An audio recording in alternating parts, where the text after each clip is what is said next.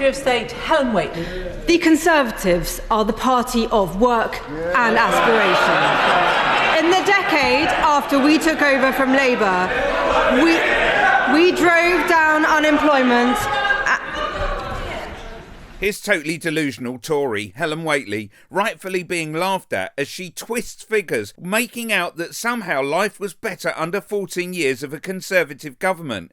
But since the pandemic, we've faced a new and difficult challenge in this country: rising economic inactivity, particularly among young people.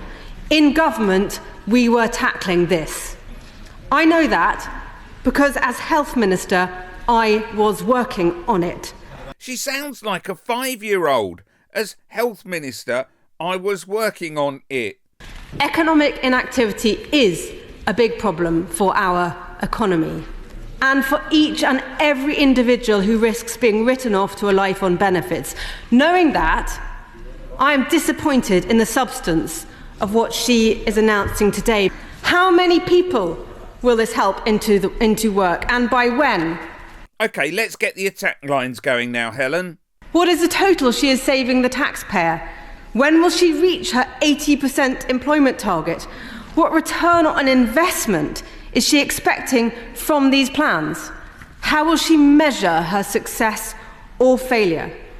Because this is so far from the bold grasping of the nettle that she is making it out to be, and that this country needs for our economy, for taxpayers, and for the millions of people missing out on the purpose and freedom that work brings. This is simply not good enough. Secretary of State. May I gently say to the Honourable Lady, who I personally like and have a great deal of time for, the only people who dodge difficult decisions on welfare are the party opposite.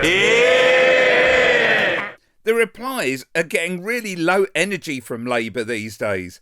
I know it sounds like Liz has a cold, but come on, this is real shooting fish in a barrel type retorts. But let's hear how the Tories have messed it all up. And the facts speak for themselves. By the end of this Parliament, the OBR says 420,000 more people will be on health-related universal credit benefits, rising from a third now to a half at the end of the Parliament. That's her government's legacy. 1 in 8 of all of our young people are now not in education, employment or training. We have seen a doubling of the number of those young people out of work due to long-term sickness, and a doubling of those young people out of work because of mental health problems. After 14 years in government, who does she actually think is responsible for that? And I'm afraid the truth is now staring her in the face. The Conservatives are now the party of welfare, and Labour is the party of work. So I don't doubt that Labour will make things slightly better for those working, but ultimately no party who sticks with the current capitalist model will eradicate the problems that we face with growing mental health issues and a reluctance of people to work.